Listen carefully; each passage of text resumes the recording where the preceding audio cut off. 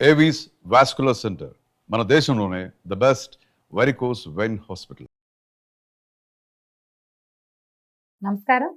మనం రకరకాల పంచతంత్ర కథలు చెప్పుకుంటున్నాం.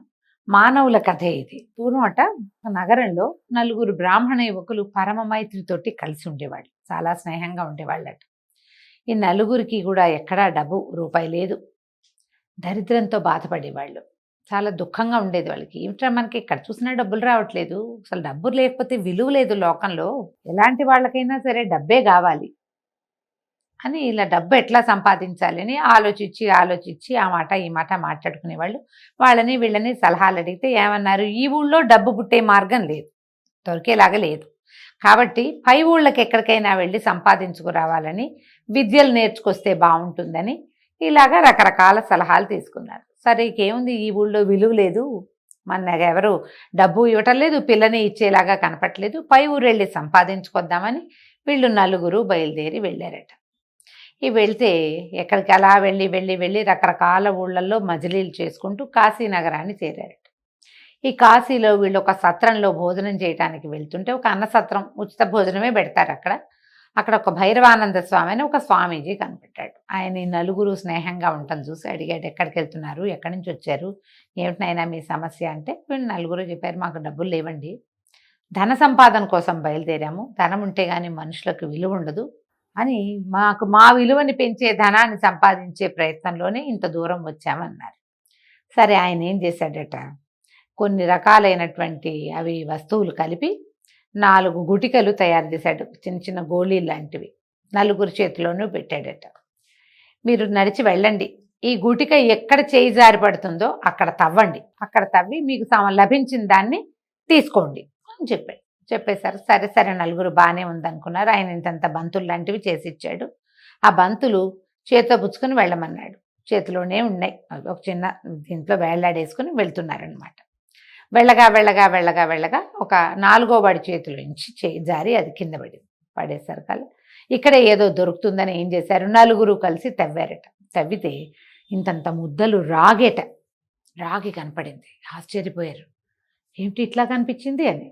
సరే ఏమనుకున్నారు, రాగితోటి ఏమొస్తుంది, రాగికి ఏమంత ఖరీదు, అది వద్దనుకున్నారు. కానీ ఎవరి చేతిలో అయితే ఈ బాల్ పడిందో అతను ఏమన్నాడంటే, ఎక్కడ బంతి ఈ గుటిక కింద పడుతుందో అక్కడ ఉన్నది మీదని ఆయన చెప్పాడు స్వామి, కాబట్టి నేను దీంతోటే తృప్తి పడతా, దీంతో ఎంత వస్తే అదే నా ధనం, నాకు ఉన్నంతే, ఇదే నా మొహాన్ రాసుంది అని చెప్పి అతను అదంతా తవ్వి మోయగలిగినంత రాగిని పుచ్చుకుని, నేను వెనక్కి వెళ్ళిపోతాను, మన ఊరు వెళ్ళిపోతా, మీ పని చూసుకుని మీరు రండి అని చెప్పేసి అతను ఆ రాగిని పుచ్చుకుని మళ్ళీ వెనక్కి వెళ్ళిపోయాడు. మిగిలిన ముగ్గురు నడవడం మొదలుపెట్టారు. నడవగా ఇంకొకటి చేతిలో నుంచి ఆ గుటిక జారి కింద పడి, అక్కడ తవ్వేసరికల్లా బోలెడంతా ముద్దలుగా ఉన్న వెండి దొరికిందట. వీళ్ళిద్దరు పై వాళ్ళిద్దరు అనుకున్నారు వెండితోటి ఏమొస్తుంది అన్నారు, కానీ ఈ వెండి లభించిన వాడు, రాగి కంటే ఇది ఖరీదైంది, వెండి కూడా మంచి బంగారం అంత కాకపోయినా అంత నాణ్యత ఉన్నదే కదా, పాత్రలు కూడా తయారవుతాయి దీంతో, పాత్రలు అమ్ముకున్నా మనకి ప్రయోజనం లభిస్తుంది, నాకు ఇది చాలని అతను అది పుచ్చుకొని వెళ్ళిపోయాడు. మిగిలిన వాళ్ళిద్దరూ నడవటం మొదలుపెట్టారు. 3వ వాడి 4, 3 అయిందే, 2వ వాడి చేతిలో నుంచి కూడా మళ్ళీ గుటిక జారిపడింది. అక్కడ తవ్వితే ఎంత బంగారం ఉందోట అక్కడ. అప్పుడు ఏమన్నాడు, ఓ స్నేహితుడా, ఇది నా చేతిలో గుటిక వల్ల జారిపడినా కూడా ఏం పర్వాలా, మనిద్దరం దీన్ని పంచుకుందాం, తవ్వే, ఇద్దరం కలిసి దీన్ని మోసుకొని వెళ్ళిపోతాం, మన స్నేహితులు ఇద్దరు ఎక్కువ దూరం వెళ్ళి ఉండరు, మనం కూడా అంచెబళ్ళ మీద వాళ్ళని చేరుకుని మన ఊరు వెళ్ళిపోదాం, ఈ బంగారాన్ని మనం పంచుకుందాము అని చెప్పేసరికి ఈ 4వ వాడు ఏమన్నాడంటే, అదే మొదటి వాడు అనమాట, 1 2 3 4 4 3 2 అయ్యారు 1.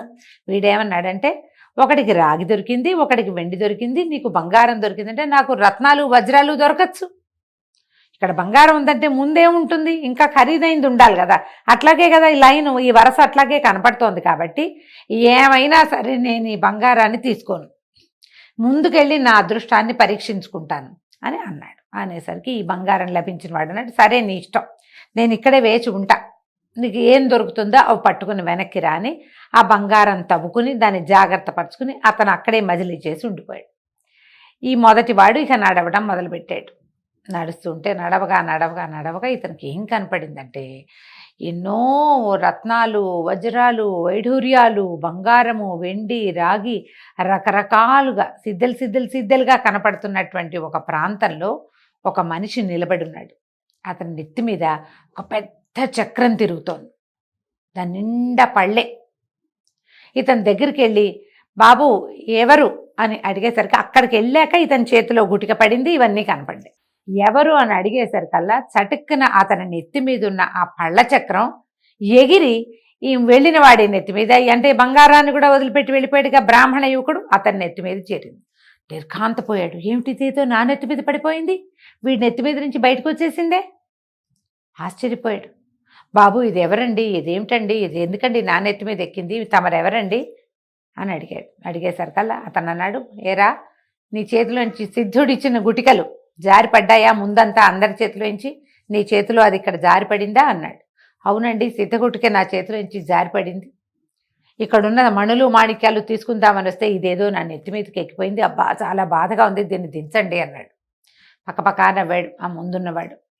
ఇంకేం దిగుతుంది, అది దిగదురా నాయన, నేను కూడా నీలాగానే ఏవి దొరికినా వద్దని ఏదో అద్భుతం దొరుకుతుందని ఇంత దూరం వచ్చి ఈ పళ్ళ చక్రాన్ని నా నెత్తి మీద ఎక్కించుకున్నాను. ఎవడొస్తాడా ఆ సిద్ధగుటిక పట్టుకుని ఆశపాతకుడు వాడి నెత్తి మీద ఎక్కిద్దామని చూస్తున్నాను అనగానే ఇతను ఘోరమని ఏడ్చాడు. ఇదేమిటి నా నెత్తి మించి దిగనంటోంది, నాకు నొప్పిగా ఉంది, నెత్తురు గారిపోతోంది, నేను తిండి ఎట్లా తింటాను, నాకు నిద్ర ఎట్లాగండి అంటే మళ్ళీ అతను చెప్పాడు ముందున్న యువకుడు, నాయన నీకేమీ ఆకలి ఉండదు, నిద్ర ఉండదు, ఏమీ ఉండదు, బాధ మాత్రం ఉంటుంది, దాన్ని మోసుకుంటూ ఉండాలి అంతే. నువ్వు ఇక్కడున్న నిధులన్నిటికీ కాపలాగా కుబేరుడు ఈ పళ్ళ చక్రాన్ని అరేంజ్ చేశాడు. పళ్ళ చక్రమే ఇది. ఇక్కడున్నవాడు దానికి కాపలా కాస్తాడు, ఈ సంపదలన్నిటికీ వాడే కాపలా. ఎవడు ఇక్కడికి వస్తాడో వాడి నెత్తి మీదకి ఇది ఎక్కేస్తుంది. ముందు ఎక్కించుకున్నవాడు వెళ్ళిపోతాడు, కొత్తగా వచ్చినవాడు దీనికి బలయ్యి వాడు ఇక్కడే నుంచుని ఉంటాడు, ఈ వస్తువులన్నిటికీ వాడే కాపలా కాస్తాడు. నేను ఇప్పుడు రాజుగా ఎవరున్నారంటే వీణావాదన నిపుణుడైన వత్సరాజు ఉన్నాడని చెప్పాడట కొత్తగా వెళ్ళిన బ్రాహ్మణ యువకుడు. అలాగా నేను రాముల వారు రాజ్యం చేసే కాలంలో వచ్చాను, అప్పటి నుంచి ఇక్కడే ఉన్నా. ఏనాటి రాముడు, తర్వాత ఎప్పటివాడు వత్సరాజు. రాముడి కాలం నుంచి ఈ పళ్ళ చక్రాన్ని నెత్తి మీద పెట్టుకుని ఒకడు ఇక్కడే కాపలా కాస్తున్నాడు. వత్సరాజు కాలంలో ఇంకొకడు వచ్చాడు. తర్వాత ఇంకెంత కాలానికి ఎవడొస్తాడో ఆశపాతకుడు.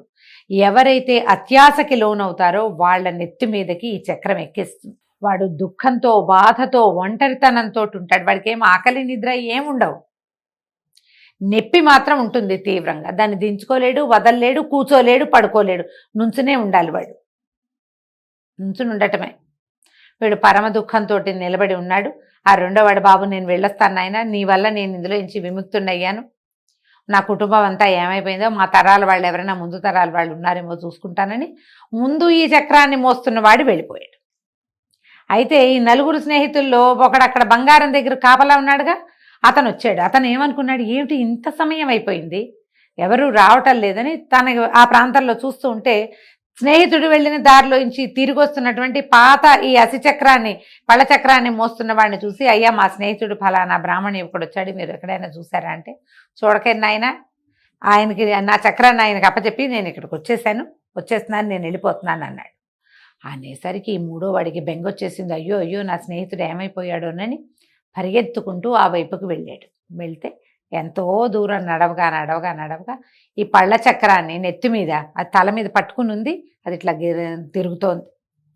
ఆ తిరుగుతున్న చక్రంతో దుఃఖంతో ఉన్న తన స్నేహితుడిని చూసి ఆశ్చర్యపోయాడు. ఏమిట్రా నాయనా నువ్వు ఇలా చేరిపోయావు అంటే వాడు పరమ దుఃఖంతో చెప్పాడు, నేను అత్యాశ వల్ల ఇక్కడికి వచ్చాను, బంగారం లభించింది, నువ్వు నాకు ఆఫర్ చేసావు కూడా, మన ఇద్దరం ఇది పంచుకుందామని చెప్పినా కూడా వినకుండా ఆశపాతకుండయి ఇంత దూరం వచ్చినందుకు అత్యాశ వల్ల ఈ చక్రాన్ని నా నెత్తి మీదకి ఎక్కిపోయింది.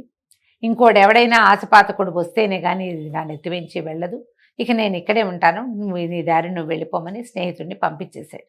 మిగిలిన ముగ్గురు దొరికిన దాంతో సంతృప్తి పడి చాలనుకుని వెనక్కి వెళ్ళిపోయారు. ఇది పూర్వకాలం ఈ కథలు చెప్పేవాళ్ళండి.